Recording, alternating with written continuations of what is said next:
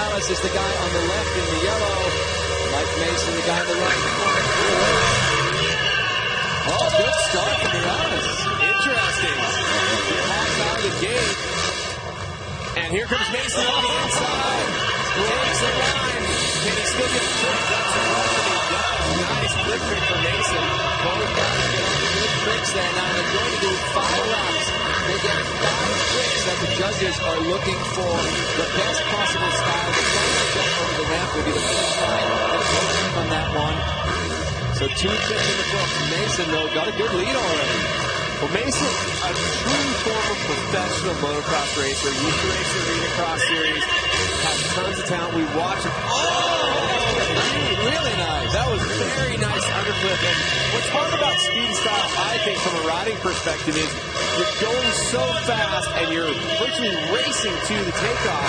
Then you have to check yourself to get your trick, because if the rider went full stick from the corner all the way to the takeoff, they'd land past the landing and into the next berm. So they do have to temper the amount of speed they go in. See the white flag. This is the final trick for Mike Mason, the huge holy grab. I love that.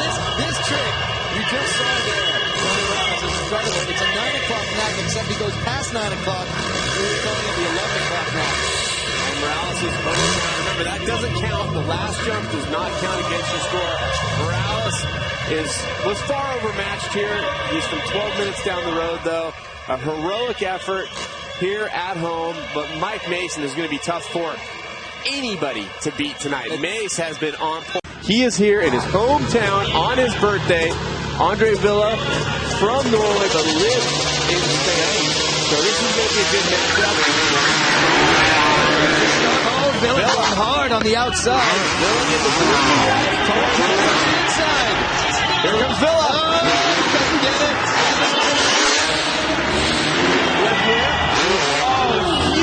Kiss of death. Straight up and down, a huge extension for Villa. Cortez is a very legitimate racer. As a youngster, he won a national title as an amateur on the small bikes and on big bikes. I think Villa may have an edge on tricks overall, but watch what Edgar does a whip. I'm sure it's coming. Andre Villa is going to slow down a little bit and make sure he gets all the banger tricks. But huge turn down whip from Edgar Cortez. That's the third trick we've seen from Andre Villa. He's going to need to put in a couple of right side up to impress those judges. He's in a bit of space here. We talked about how short this track is. Another flip variation. 4 flips now for Andre Villa, and that's big. Let go Superman from Edgar Cortez. Laps averaging in the 14 seconds. So, and that's the opposite way. Whips it the other way, and then you see Andre Villa putting in that right side up short. Now the way the scoring works, they'll give extra points, 1 point for every second he beats Andre Villa. That's the differential here. We're going to have to see what the differential is. I believe the freestyle is going to go to Villa. Should go by a couple points to Villa. Villa certainly had big backflip tricks. Matt Rabot was your 3rd qualifier. Lance Corey was your 6th qualifier. So this is going to be an uphill battle for Lance. Here we go. We get a good start here. And Rabot controls it. Corey is coming right down to the bottom. He doesn't get it. And he steps up just a little bit there. I think making sure he got a big trick. And both riders, great inverted tricks. You see them both riding with their flip bars up, which normally they wouldn't ride all the time with their flip bars up, but they don't want to take the time to set the bike, so they've set up their tricks. Ooh, it's a hard hit there for Lance. Yeah, so a little bit too much speed coming into that ramp. And we should explain, of course, the judges judging like a freestyle run. They're looking at all 5 tricks that they do. If you overjump like you saw Lance do, the judges are going to take that into account, and that is going to hurt your score. And right now, with him trailing Rabot by quite a distance, he needs all the score he can get to make that up. Huge whip, net flip for Rabot, and then a heel clicker flip. But boy, what I got to say is Rabot looks much smoother on the track. He's hitting that triple at the end very smoothly. He's got a really good racing background going back. And it's really... Whoa! thought that was starting to look a little bit strange. Wow, I'm not even sure what that was supposed to be. And Lance Curry's up, but he looks like he's in pain there on the track. And I'm not entirely. It looked like he was doing a barrel roll. It did look like he was rolling.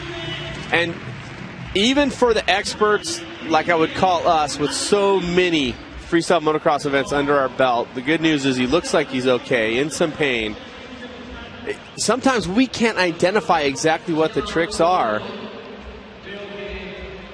And just looking at Lance here. So talking to our medical team, and you saw Matt Ribot headed over there to check him out, and great camaraderie between the athletes. I was saying that sometimes it's hard to tell a 360 from an underflip from a flip whip, and part of it's because the way the rider defines his body going into it. And sometimes the way you pick out an underflip by how they tuck their head isn't how another rider does it. Let's take another look. We got to see this because it looked so strange. And he's fine, he's up and going, and I think he's going to be sore tomorrow, but unfortunately that'll do it for the Foz de Iguaçu gold medalist Lance Curry. What is it?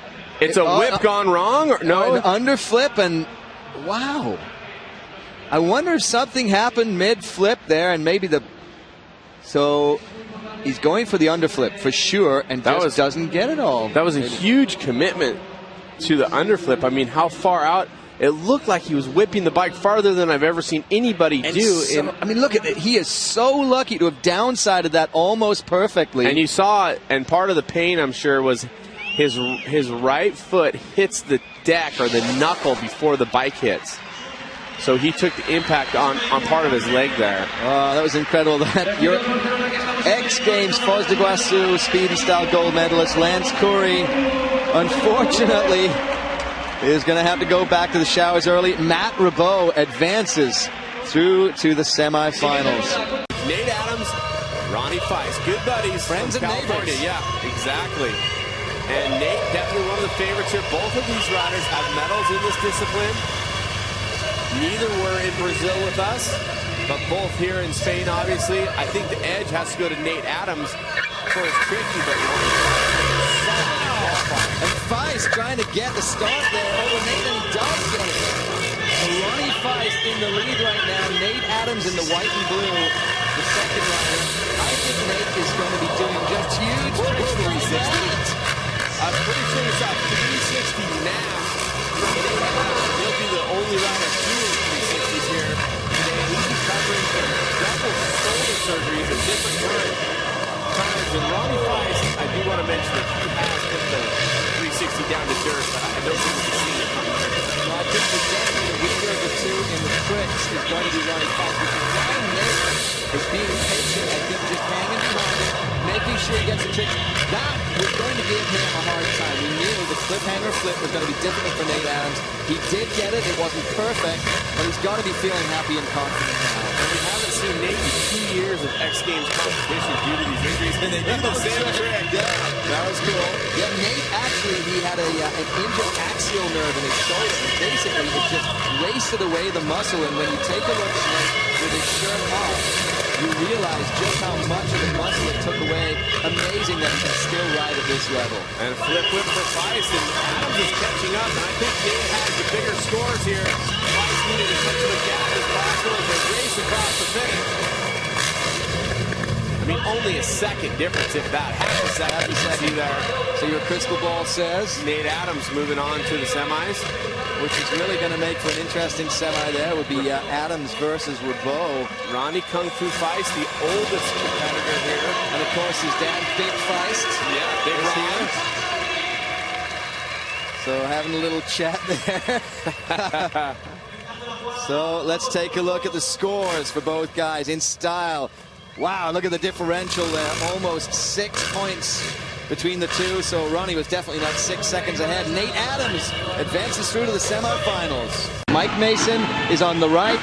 In the green on the left, that's Andre Villa. This is our second semifinal, and they're out of the gate. And Mason's going to control it. Villa maybe looking to the inside. Here he comes.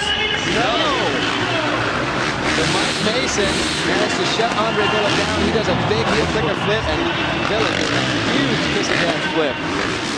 But Mason is fast on this track. He definitely is, as I talked about. Look at that already. The gap, just throwing. He's the best pure racer in this field. And used to racing arena cross, which is indoor tight courses, exactly what we have here in this track. And from Nevada, Mike Mason, definitely, everybody talked about him being a favorite coming in. And that's the underflip that Lance Curry was looking for. You saw him move the shoulders underneath the bike.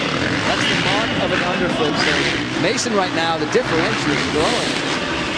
And dominating, good trick, upside down, right side up. Let's see what Villa throws. Nice, nice little flip, but it's if you're gonna have a 6 or 7 or 8 point needed extra last over trick, Mason. that huge holy grab from Mason. You saw that snap kick Shaolin, actually invented by Ronnie Fife, who you saw get knocked out just a little while ago. Mason's tricks have been super clean, and I think there's going to be about a 5-second advantage for him in the race. Mason solid all the way. And Villa, we love Andre Villa. He recently retired from full-time freestyle motocross competitions. Says he's still going to ride comps, but it's not going to be what he does every day, day to day. And Mason with a 4.38 second speed advantage on the orange bike. We'll see they're both using hold down for the front. Likes to press just a bit.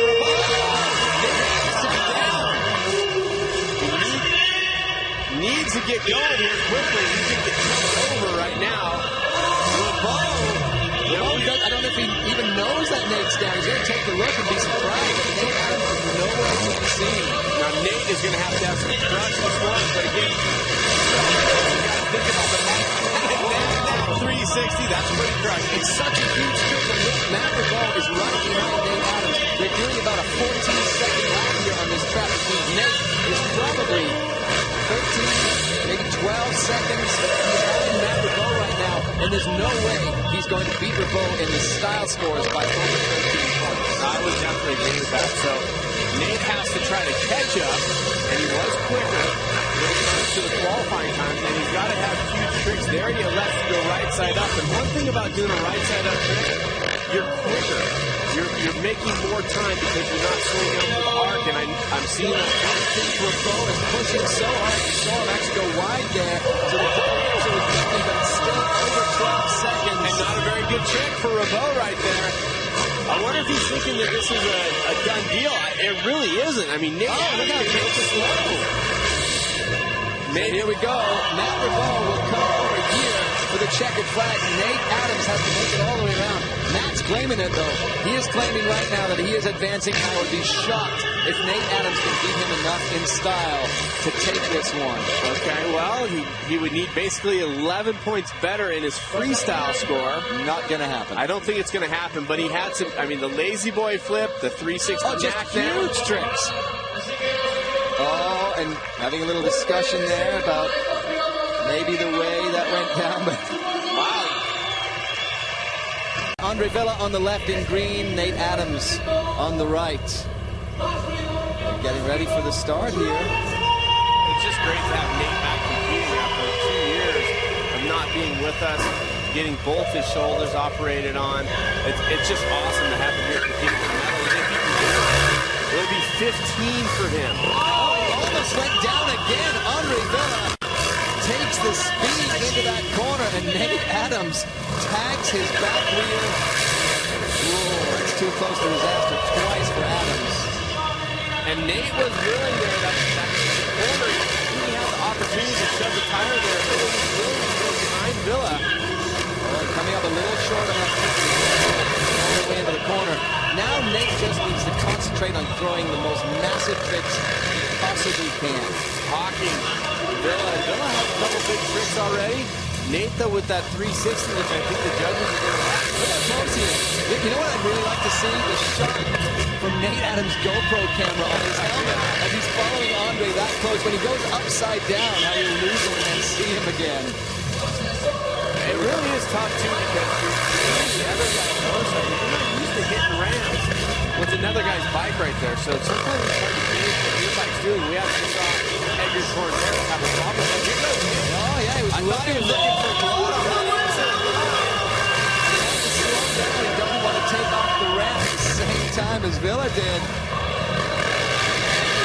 Nate's still looking for the inside line there.